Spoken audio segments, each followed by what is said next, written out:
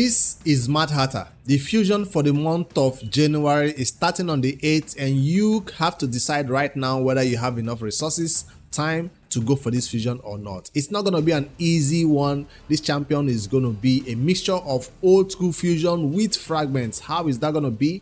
If you go into your game, check out how fragments will be. You will see epics right here. So you will need 4 epics. It might be one champion, 4 copies of that same champion. They'll just list the champion in here. You get 400 fragments of that champion. Normally that's how it is. It's not 4 different champions. It's just one epic, 400 fragments. You will now have to summon them. Go to here. You see Mad Hatter in your fusion right here. Then you can put those 4 epics in here and summon him. So that's how they're going to mix the fragment fusion with an old school fusion mixed together. All right, so now that you know how this will be, that means this fusion cannot be saved. Once you have the 4 epics, you can go over there and summon them. Hopefully there will be epics that can be obtained from shards, which is normally makes fusions like this extremely easier if you can summon one of those epics that you're struggling to get fragments for. All right, but first let's discover whether the champion's kit or even is worth going for by looking at what Braid says about him. They've released this information, and here is what he looks like. Mad Hatter, you know him from the Alice in Wonderland stories, and Alice is already in game right now, so he's starting the same time with Alice, and she will be the free login champion you get. I've already talked about her, in a different video. There is this avatar you see in game by the time you're watching this video. And check out his kit. He has an A1 that hits twice. Each hit has a 25% chance of stealing a random buff. That's not a useless A1. You will need accuracy for that. Each hit also has a 100% chance when booked of taking one random debuff and from one target and place it on all enemies under Hex. So the only place I've really seen Hex is Hydra. So I think this champion's A1 is screaming Hydra. Correct me if I'm wrong. Now on the A2, this kit is one that attacks all enemies. He's a support based champion, force affinity. So when I see attack all enemies, I'm thinking damage. No, his support champions usually are not known to be built in damage, but it attacks all enemies. It has a 75% chance of placing Hex, so he does come in with the Hex on this A2, and a weaken. That's huge. AoE Hex, AoE weaken is good, because normally we have one champion landing decrease defense, but we normally don't have a champion doing weaken or Hex in the same kit. I don't know if one already exists in raid. The ally with the highest crit damage will team up and join the attack. That even makes it even better. So definitely a support champion. He's there to facilitate your damage dealer. Hopefully a Gnot, hopefully a Horse, hopefully a mythical champion who is joining the attack with their A1 and doing crazy things. A Michinaki who likes to use his A1 repeatedly will join the attack if they have the highest crit damage on your team. That's a good A2 for sure. Placing Hex and weaken and allowing an ally join an attack is an amazing legendary champion right here. It's not an ally or join attack thing.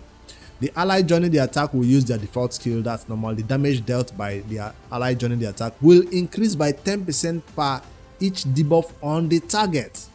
That even makes it better. So his kit keeps getting better. The Hex and weaken was good. The crit damage champion joining the attack was great. And now the ally joining the attack doesn't just do the basic A1 kit that you see them doing. Their damage will be increased by 10% per each debuff on the target. Talking about estimated 30% extra damage from that ally joining the attack. If the enemies normally should have at least a minimum of 2 to 3 debuffs on them. If you're crazy enough, go ahead and land an entire 10 debuffs on the enemy, and this damage will be up to what, 100%? 100% more damage from the ally using their A1. I like that. Now I wish it was 2-3 allies joining the attack, but hey, we'll take what we can get right here because it does look good for sure.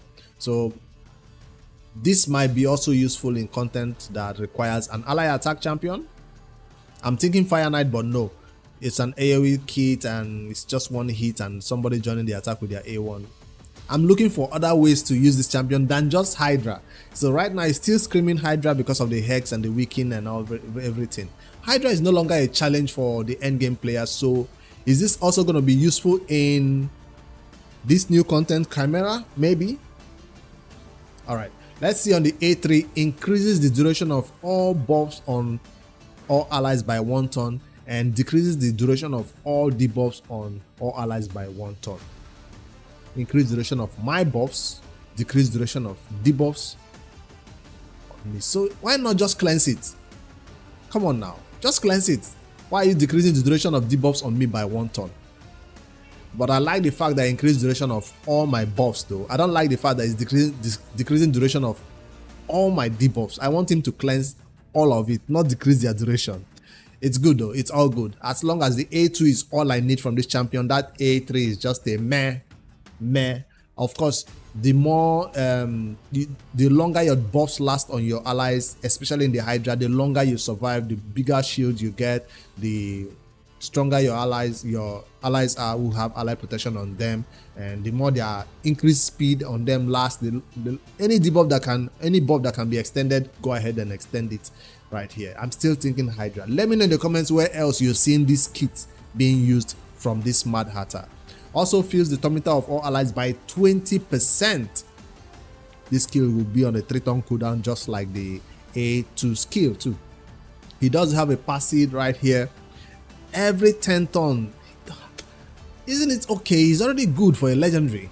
Now they want to make him extra good by adding a passive. Every 10 turns taken by allies, heals all allies by 20% of their max HP.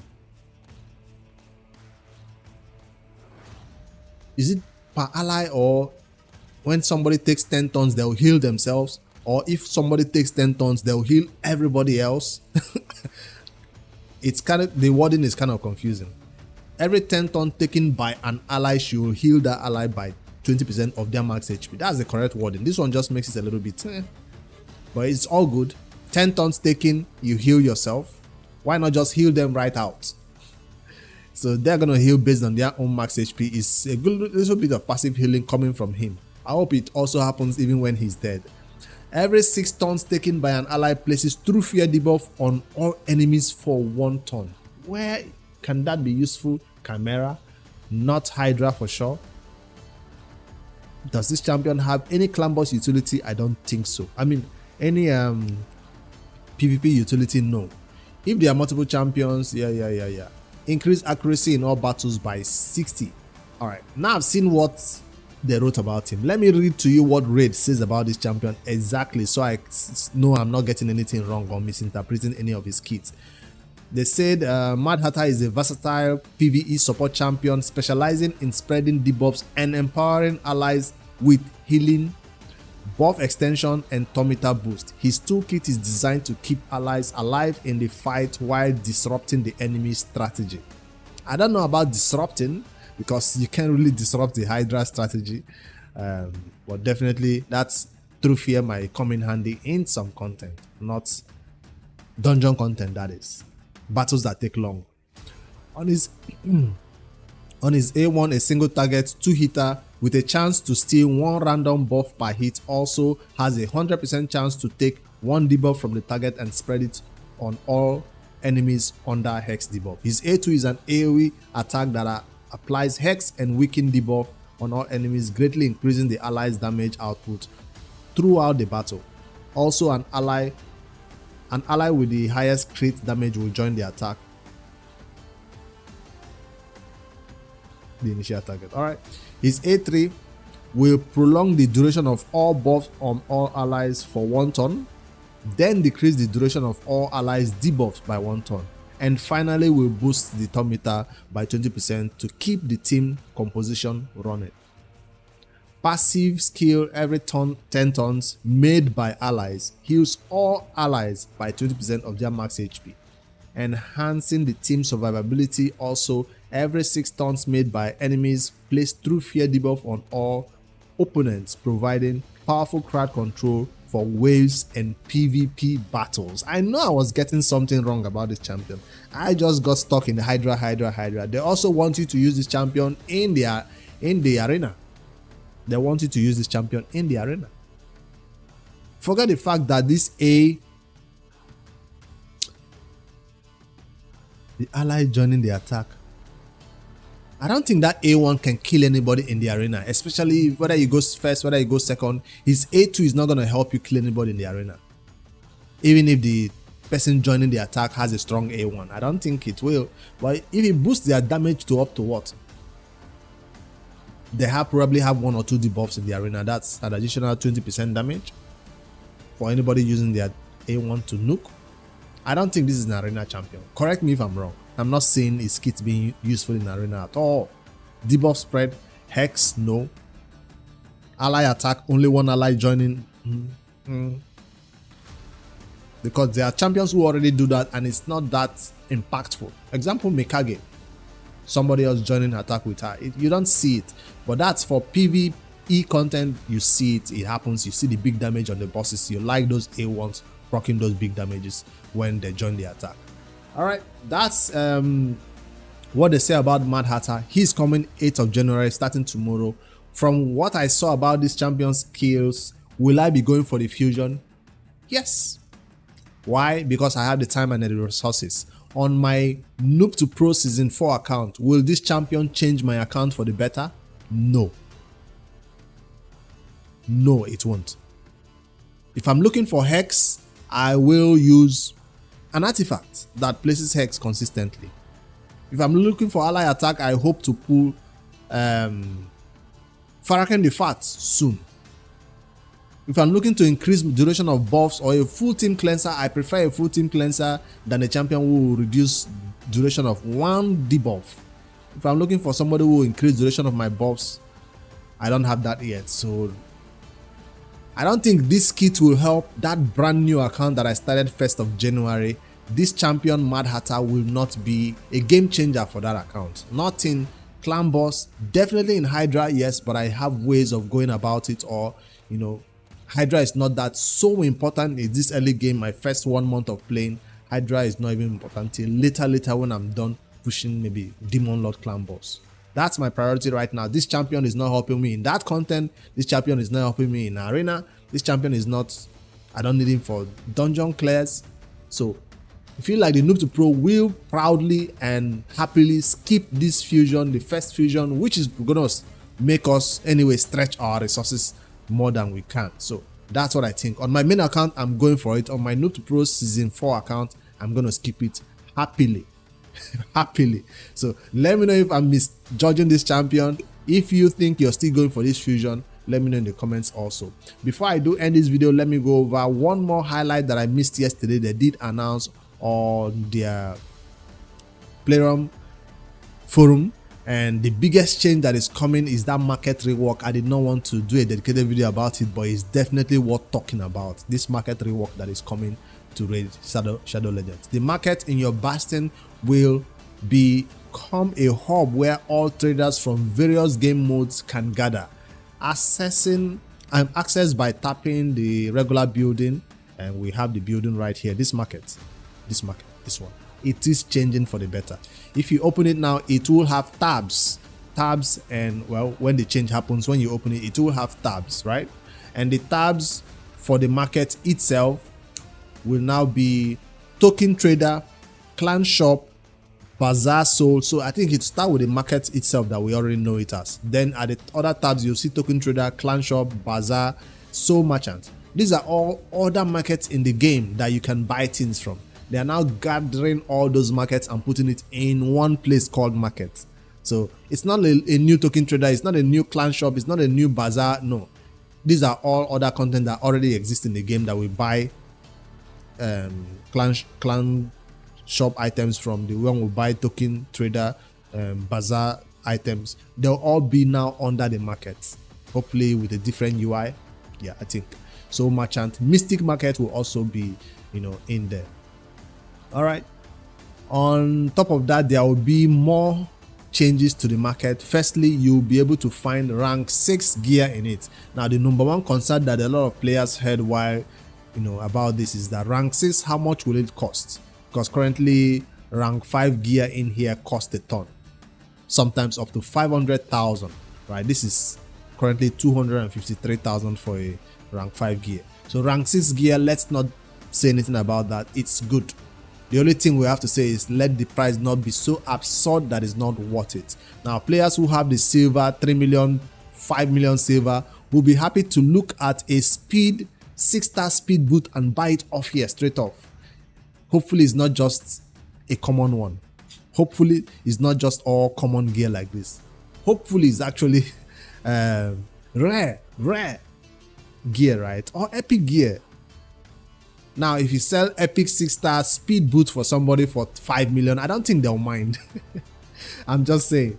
But especially if you're new to game and you're looking for those 6-star gear and you don't have it. Secondly, some of the existing sets used to obtaining in dungeons will become available in the market. So there are sets that we will never get in the market, cost set and all those, new sets that are in the game right now that are available in the dungeons. They will now be here.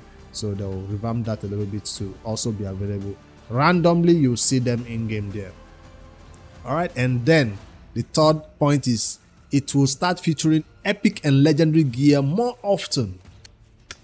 So I just said I didn't want to just see all common gear, and now they are saying you're actually going to see epic and legendary gear in there. So imagine seeing a 6-star legendary. I keep using the example speed boot because at least you're sure of that, how useful that would be for you.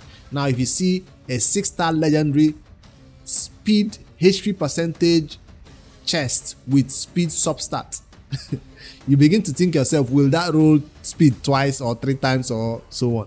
So I keep using that as an example. Speed boot is the most one that you're sure if you see it, you use it, because you can't help but use so many champions with speed in the early game. So, but yeah, if you see that in the market, it might be epic, legendary, but I know the chances of epic and legendary will not be so high that you see it all the time. It will be low. You know how the chance of getting the ancient shard is that low?